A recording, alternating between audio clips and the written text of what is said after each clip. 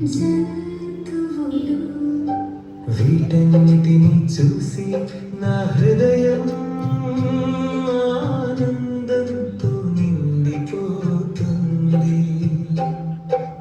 కానీ ఒకరోజు ఇవన్నీ కూడా గతించిపోతాయి.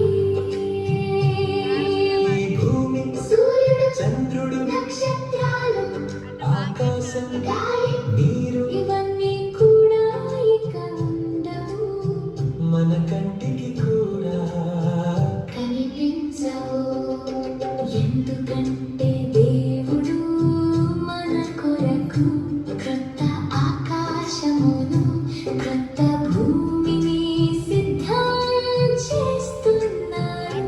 మరలా అందమైన చెట్లు, పువ్వులు, పక్షులు, జంతువులు దేవుని మహిమలో ప్రత్యక్షమవుతాయి.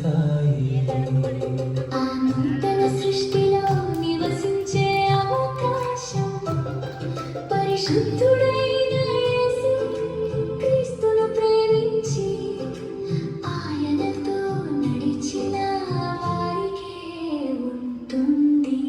అదే పరలోక ఆనందం, అదే నిత్య జీవ మహిమ. యుగ